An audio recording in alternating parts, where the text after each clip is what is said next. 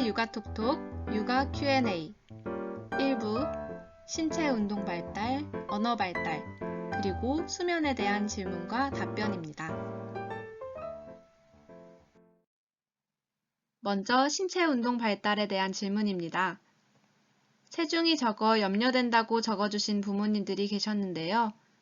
체중과 관련해서는 소아과 전문의와 상담하시는 것이 더 정확할 것 같습니다. 운동 발달의 경우 아이들마다 개인차가 크기 때문에 부모님이 보시기에는 더뎌 보여도 잘 크고 있는 것일 수 있어요. 예를 들어 아예 기지 않다가 걷기부터 하는 아이들도 있어요. 이런 아이들은 믿고 기다려주면서 몸을 움직이고 싶은 상황이나 기회를 많이 주면 도움이 될 거예요. 6, 7개월의 발달 지연을 의심할 수 있는 증상에는 아직 목을 가누지 못하거나 앉혔을 때 다리에 힘이 빠지고 상체가 쓰러지는 것 등이 있어요. 이런 증상을 보인다면 소아과 전문의와 상담해 보시기 바랍니다. 치아 관리는 치과 전문의와 상담하시는 것이 더 정확할 것 같아서 답변 내용에서는 제외하였습니다. 다음으로 언어 발달에 대한 질문입니다. 21개월인데 하는 말이 엄마뿐이어서 걱정된다고 질문을 주셨습니다. 아이들마다 단어 습득 및 표현 발달은 개인차가 큽니다. 따라서 몇 개월 늦더라도 큰 문제가 아닐 수 있어요. 질문 주신 부모님의 자녀분처럼 알아듣기는 하지만 말을 못하는 경우는 언어 발달이 조금 느린 아이일 수 있어요. 하지만 이는 정상적인 발달 과정이므로 크게 걱정하지 않으셔도 될 것 같아요. 실제로 한 연구에 따르면 21개월 영아가 말할 수 있는 어휘의 개인차는 7에서 417개로 그 범위가 매우 넓었어요. 그러나 어떤 행동도 따라하지 않는다거나 똑같은 행동을 계속적으로 반복한다거나 24개월까지 아무 말도 하지 못하거나 간단한 지시를 알아듣지 못하는 경우에는 발달센터에 방문해 보시기를 권해드립니다. 한 연구에서는 아이들의 언어 표현 발달은 성인의 아동지향 언어의 사용과 관련이 있다고 합니다. 아동지향 언어란 아이들을 대상으로 짧은 문장, 또박또박하고 분명한 발음, 과장된 표현, 높은 말소리의 음조를 사용하는 언어입니다. 어머니 아버지께서 아동지향적인 언어 표현을 해주신다면 아이들은 말을 더 잘 이해하고 이후에도 더 잘 표현할 수 있을 거예요. 그리고 지시의 경우 아이들은 지시를 강압적으로 느낄 수도 있고 또 우리 성인들도 누군가 지시를 하면 하고 싶을 때만 말을 들을 때가 있듯이 아이들도 그럴 수 있어요. 정말 필요할 때 외에는 지시보다는 격려, 권유, 함께하기의 방법을 사용해 보는 것은 어떨까요?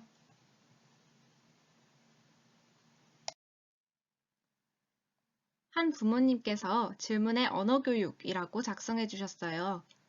구체적인 질문은 알 수 없었지만 저희가 예상하기로는 아이들의 언어 발달을 어떻게 도울 수 있는지를 질문하고자 하셨던 것 같아요.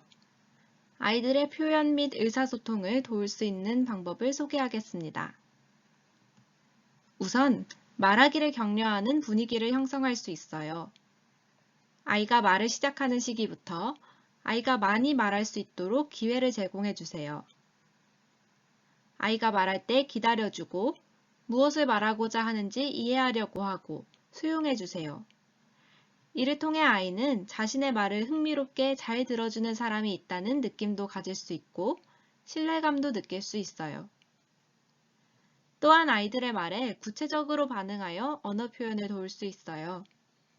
예를 들어 아이가 말한 불완전한 문장을 완전한 문장으로 말해주거나 아이가 표현한 문장의 의미를 확대하여 반응해 줄 수 있어요. 예를 들면 아이가 그렸더 라고 말한다면 지혜가 해바라기를 그렸구나. 지혜가 그린 해바라기 위에는 벌이 날아다니고 있네 라고 말할 수 있어요.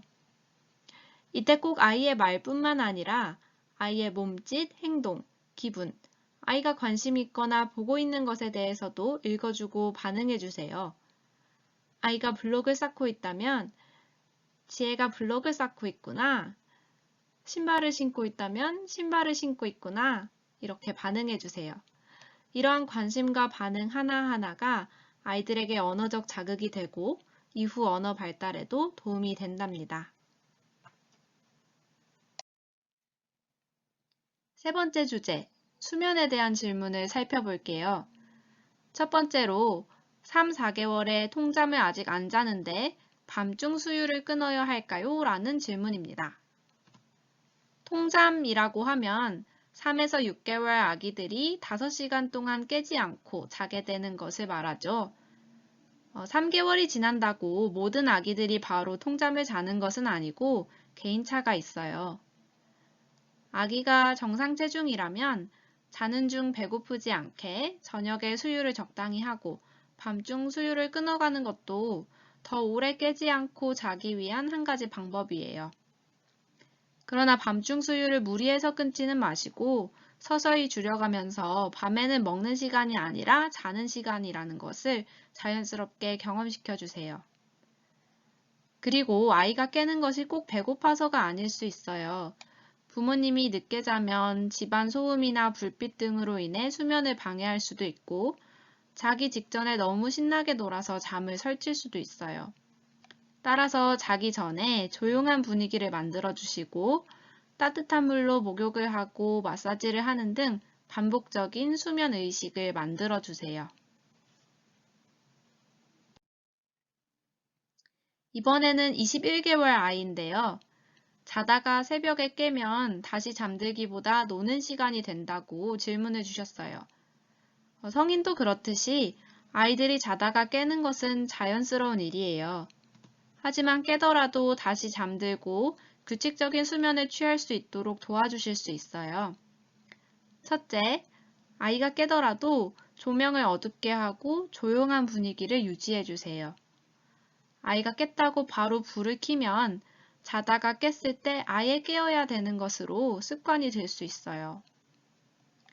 둘째, 잠들기 전에 TV, 스마트폰 등 전자기기 화면에 노출되면 수면에 방해가 될 수 있어요. 자기 전에는 전자기기를 사용하지 않도록 해주세요. 셋째, 앞에서도 언급했던 자기 전 수면의식을 통해 침대 또는 이불을 아늑하고 안전한 곳으로 느끼게 해주면 다시 잠드는 데에도 도움이 돼요. 수면의식은 목욕과 마사지 외에도 같은 책을 읽어주는 등 15분 이내에 할 수 있는 것으로 일관성 있게 해주세요.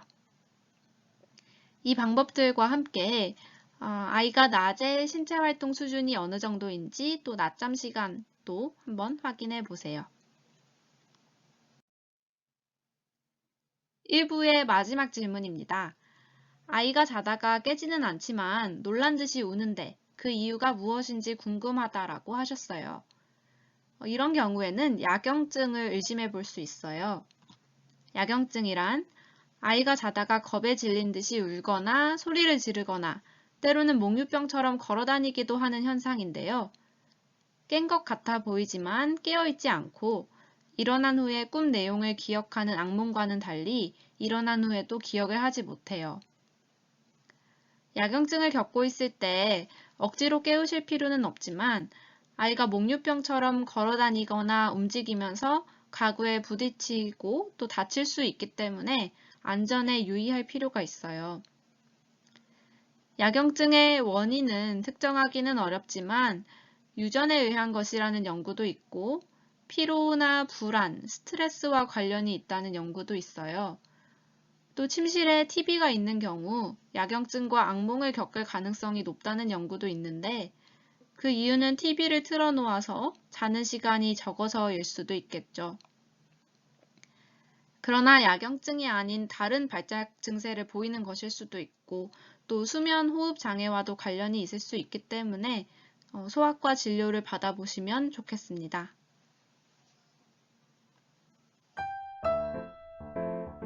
육아 Q&A는 2부에서 이어집니다.